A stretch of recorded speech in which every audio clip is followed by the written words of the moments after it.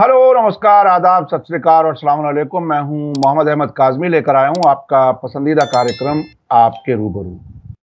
पिछले हफ्ते हमने जो जंग में तब्दीलियां देखी हैं पिछले 3-4 दिन में, वो बहुत ही बड़ी तब्दीली है।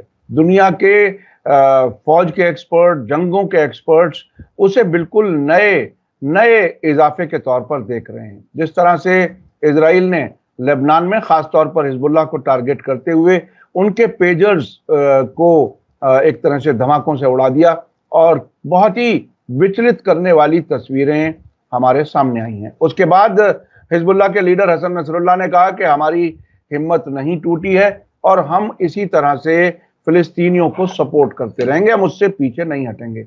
हिजबुल्लाह के लीडर ने यह भी कहा कि हमें ऑफिशियल और अनऑफिशियल सोर्सेज से मैसेज भेजा गया कि अगर आप इजराइल के खिलाफ हमले बंद कर दें तो हम इजराइल से हमले बंद कराने की कोशिश कर सकते हैं।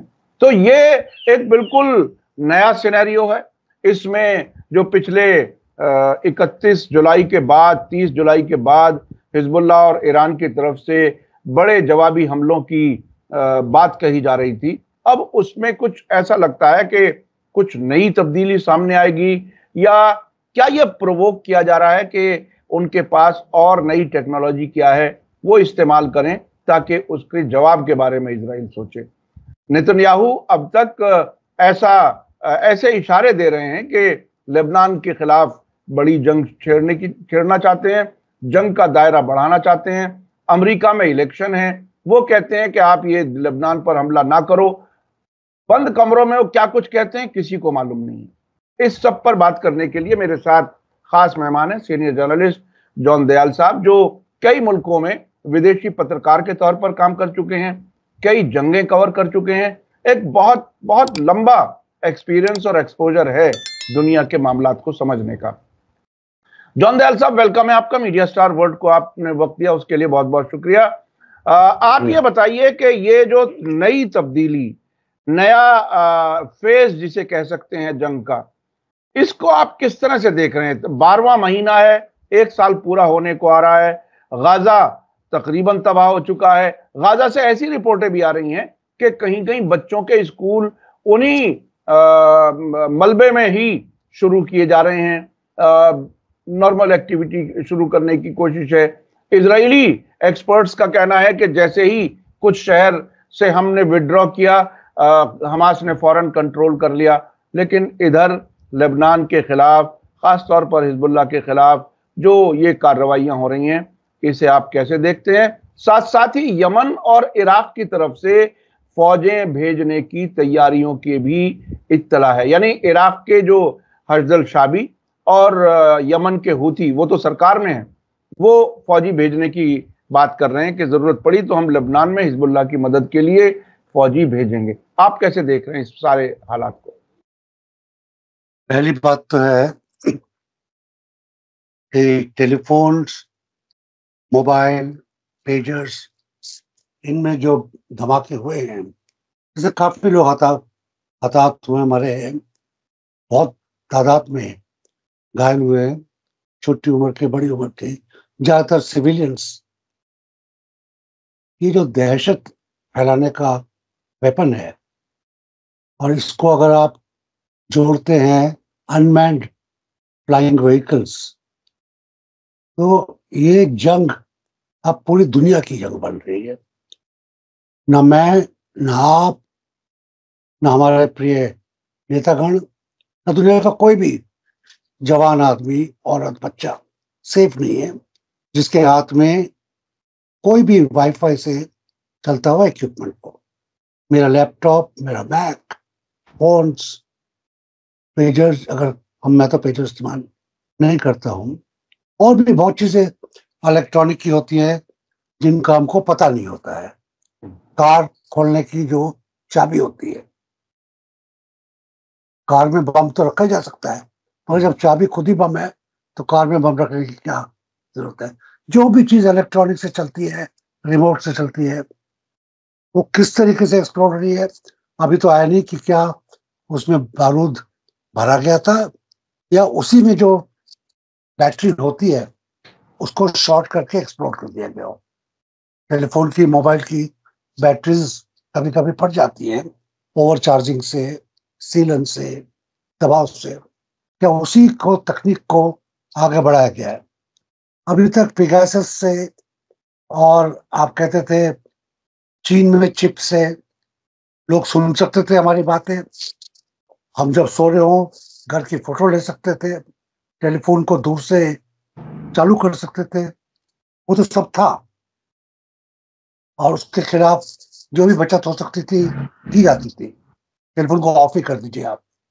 मगर अगर हर चीज जो वाईफाई से चलती है, दूर से चलती है, अगर उसको वेपनाइज किया गया, उसको हथियार में लाया गया, तो सिर्फ इसराइल से गाजा में बसने वाले, लेबनान में बसने वाले लोग, वही सिर्फ टारगेट नहीं है।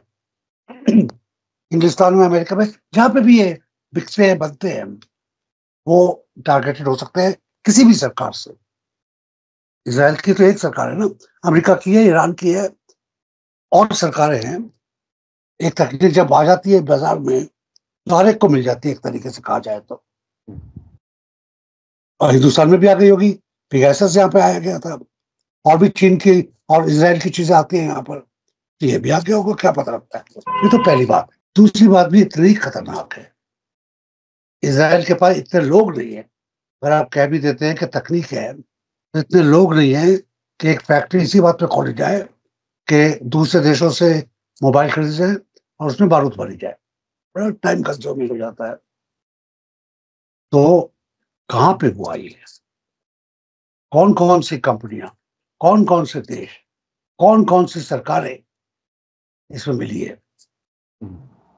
क्योंकि कोई भी सरकार, अगर उसके देश में, चाहे वो हंगरी हो, या चाहे वो स्वीडन हो, या फिनलैंड हो, या नॉर्वे हो, और नॉर्वे में तो एक हिंदुस्तानी की फैक्ट्री के ऊपर भी शक है। तो जब ये सरकारों की फैक्ट्रीज में ये हो रहा है, तो उनको पता नहीं होगा क्या?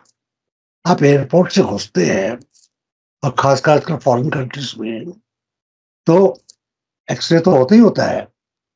वो एक सूंघने वाली मशीन लाते हैं ताकि बारूद की गंध पकड़ ली जाए। कुत्ते भी लाते हैं, मगर सूंघने वाली मशीन भी लाते हैं। तो सूंघने वाली मशीन, सूंघने वाले कुत्ते तो सभी जगह है ना। उसको पता नहीं लगेगा कि हमारे देश में इंपोर्ट हो रहा है, कैसे हो गया? किसकी सरकार, चाहे जॉर्डन हो, या नॉर्वे हो, या और भी कोई सरकार हो, उसकी मिली भगत को हम कैसे नजरअंदाज कर सकते हैं? मैं बीच में ये नहीं बीच कह रहे में कि मैं बीच में एक छोटी सी इंफॉर्मेशन, मुझे नहीं मालूम कि आपने वो रिपोर्ट पढ़ी है या नहीं। न्यूयॉर्क टाइम्स ने एक ताज़ा रिपोर्ट ये दी है, जिसमें कहा गया है कि ये सिर्फ खुफिया एजेंसियों के जरिए शेल कंपनियां बनाने का ही मामला नहीं है, बल्कि खुद इजराइल की खुफिया एजेंसियों ने ही ये डिवाइसेस बनाए हैं। यहां तक बात पहुंच चुकी है रिपोर्ट्स के अंदर। आप जी जो मैं उसी बात को कह रहा हूँ कि हाँ। डिवाइसेस या तो इजरायली टेक्नोलॉजी ने बनाकर एक्सपोर्ट की, फिर वहां से वहां के देशों ने खरीदी, हाँ। जिसमें लेबनान के भी लोग हैं। तो लेबनान में ये डिवाइसेस आई, ये तो वेस्ट से आई, किसी को इसमें शक नहीं है। और उन कंपनियों से आई है जिनका for east, Taiwan, Hong Kong, Korea, उनसे कनेक्शन है, जहाँ से सामान, जापान, यहाँ से सामान खरीदा जाता है। तो उनके पास वो खुद इन्वॉल्व है, कि जैसे आपने कहा, न्यूयॉर्क टाइम्स ने जैसे कहा कि मोसाद खुद इन्वॉल्व है बनाने में ही, या मोसाद के एजेंट उन कंपनियों में ऑलरेडी हैं, या फिर आखिरी बात है कि वो कंपनियां ही मोसाद की हैं। सब कुछ हो सकता है। उससे क्या फर्क पड़ेगा लड़ाई में, अब उसके ऊपर जरा एक निगाह डाली जा सकती है। ये तो इस बात साफ है कि ईरान, रशिया, चीन भी कुछ हद तक, जो कि एंटी यूएस, एंटी इसराइल खेमे में है, एक तरीके से आप एक्सेस ऑफ पावर को कह सकते हैं, वो सब अपनी अपनी हिफाजत के लिए झुक जाएंगे।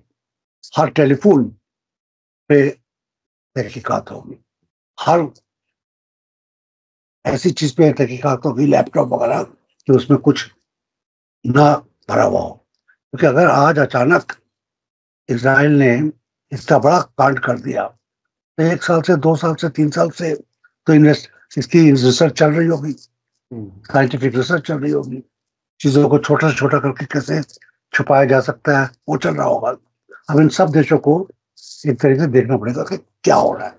ईरान में भी जब वो मारे गए जनरल साहब, तो हम सोच रहे थे कि उस जगह 2 महीने पहले 2 साल पहले वो क्या खबर है कि ये आने वाले हैं। अब हमको दोबारा ये शक हो रहा है कि क्या ये हथियार उनकी जेब में था, तो उनका टेलीफोन ही फड़ा गया, जो कि लेबनान में विस्फोट होने से पहले ही इसराइल बताना नहीं मांगता था।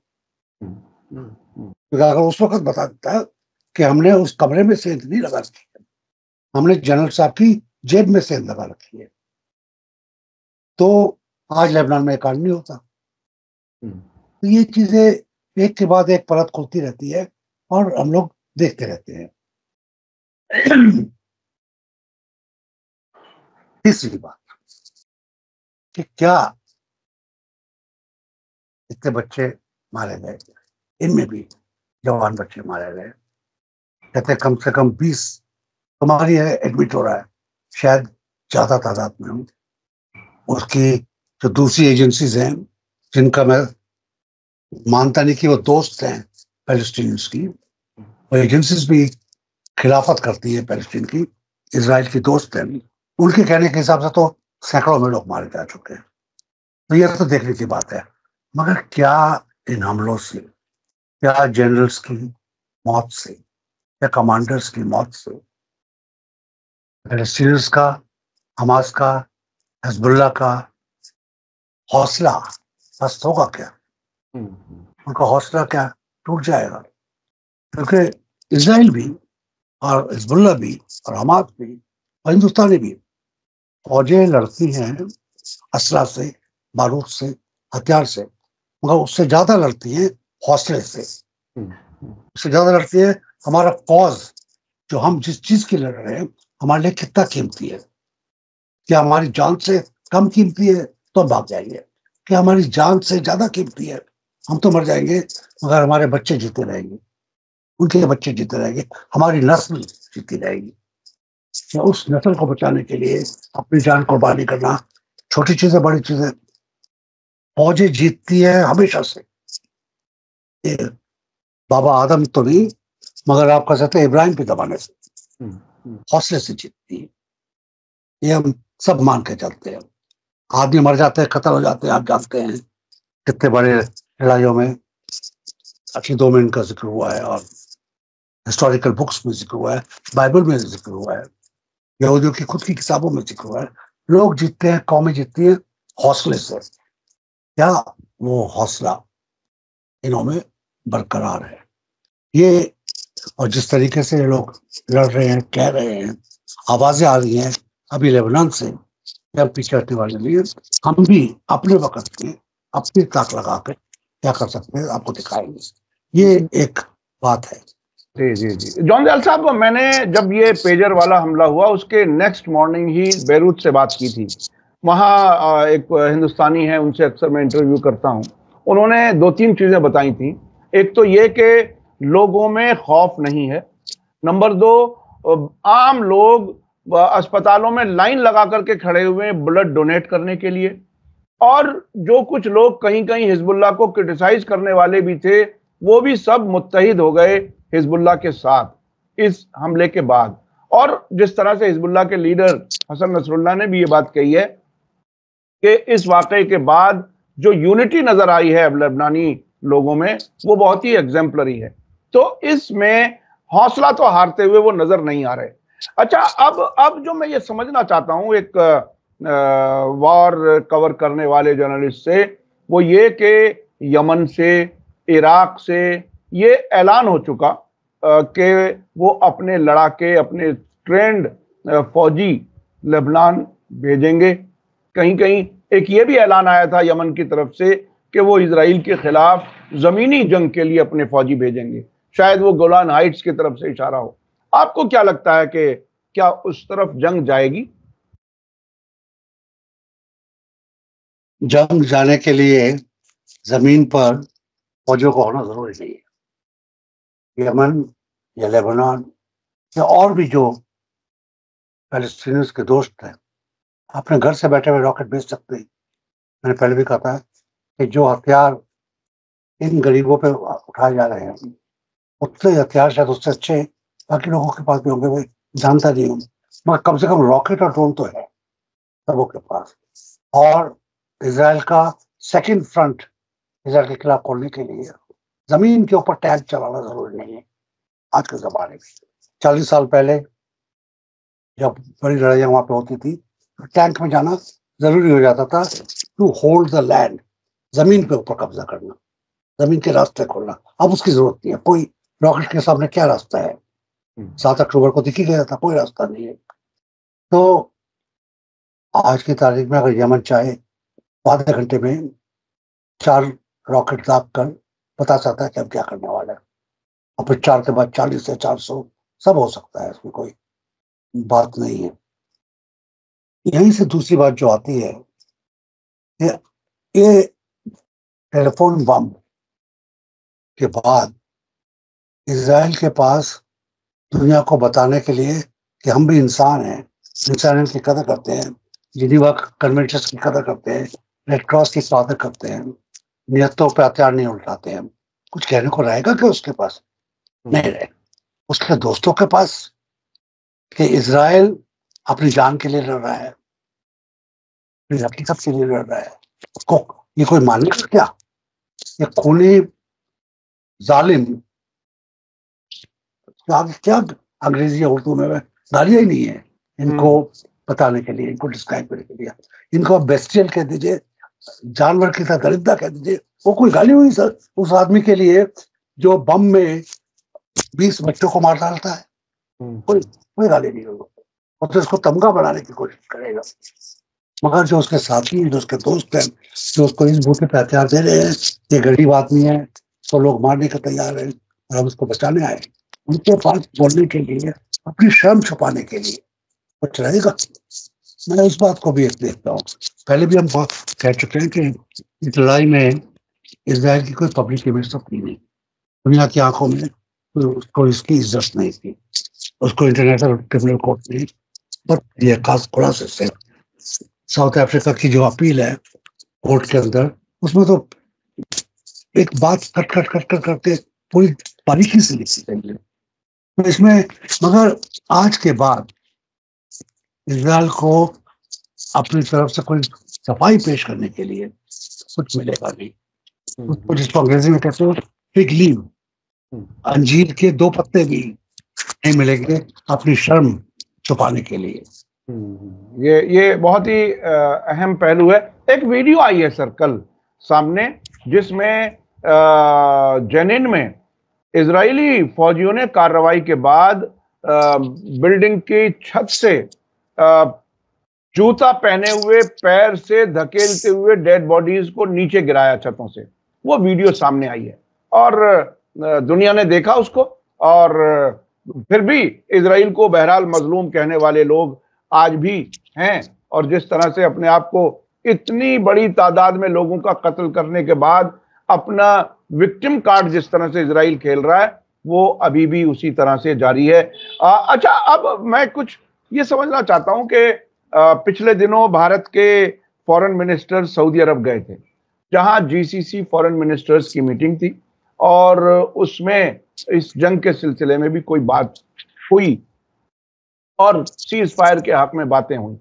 आपको क्या लगता है कि भारत किसी तरह से किसी भी स्टेज में, क्योंकि भारत ने हथियार दिए हैं, हथियार देने वाला मुल्क है इजराइल को, क्या आपको लगता है कि कहीं कोई डिप्लोमेसी में स्पेस भारत के लिए कोई बचा है? अगर बचा भी होगा, क्या हिंदुस्तान उस स्पेस को इस्तेमाल करने में शौक रखता है कुछ? आज की तारीख में इजराइल को हथियार देना, इजराइल के खिलाफ मुंह नहीं खोलना, हमारी सरकार का इंटरनल पॉलिटिक्स का हिस्सा बन गया है। भारतवर्ष की अंदरूनी इलेक्टोरल पॉलिसी, कितने प्रांतों में इलेक्शन हो रहा है, उनमें कैंपेन पॉइंट एक तरीके से आप कह सकते हैं बन गया है, क्योंकि यहाँ पे जो इस्लामोफोबिया है उसको एकदम तरीके से जाके उसी में मिल जाता है ये। तो इसराइल के खिलाफ हिंदुस्तान को सामने, मैं भी उन लोगों में था जिन्होंने दस्तखत किए, उन लोगों में था जिसने प्रोटेस्ट की कि ये नहीं चलेगा, भारत को पैलेस्टीनियंस का साथ देना चाहिए, उनको नहीं छोड़ना चाहिए। ये सरकार के कान पे कोई जू नहीं पड़ेगी। जो हमारा फॉरेन मिनिस्टर है, अब उसको क्या हम बोल दें, वो भी एक तरीके से लाचार है। उसको जो सरकार बोलती है, जो मोदी बोलता है, वो जाके बोलना पड़ता है। और आज सुबह की खबर तक ऐसा कोई नहीं है कि हिंदुस्तान खुलेआम ओपनली इजराइल को हिकारत करेगा।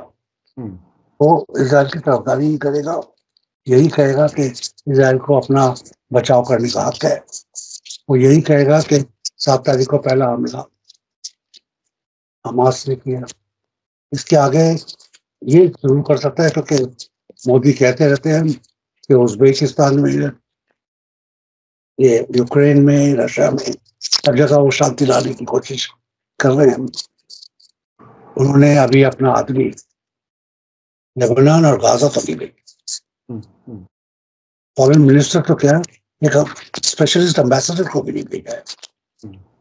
तो वहां जाते हैं, तेल अवीव जाते हैं, यरूशलेम जाते हैं, इजरायली सरकार से बात करते हैं। और जब दोवाल साहब वहां जाते हैं, अभी मैं कल छत्तीसगढ़ से आया हूँ, बस्तर से, वहां जो हो रहा मैंने देखा है।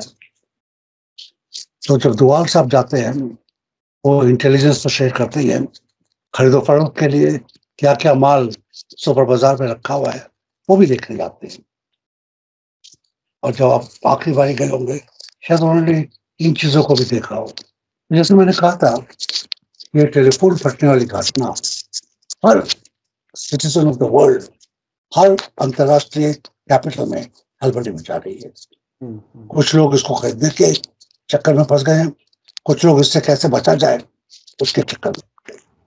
कल जब मैं एयरपोर्ट पे था तो बड़ी जोर की खबर थी कि अब शायद अमेरिका और हिंदुस्तान भी हवाई जहाज के अंदर लैपटॉप्स और टेलीफोन्स, मोबाइल्स ले जाने पर पाबंदी कर देगा।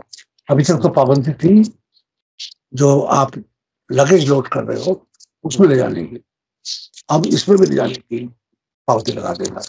क्या पता कल क्या आए। और आप जाइए, इस किस्म की पाबंदी लेबनान ने तो ऐलान कर दिया, अपने यहाँ जहाजों में पेजर ले जाने की इजाजत नहीं है। अब जाहिर है इतनी हम सभी की जिंदगी इलेक्ट्रॉनिक्स पर डिपेंड हो चुकी है, किन किन चीजों की पाबंदी लगेगी, क्या क्या होगा, क्या तरीका निकालेंगे, ये एक चीज है। लेकिन एक आखिरी सवाल मैं अब करना चाहता हूं।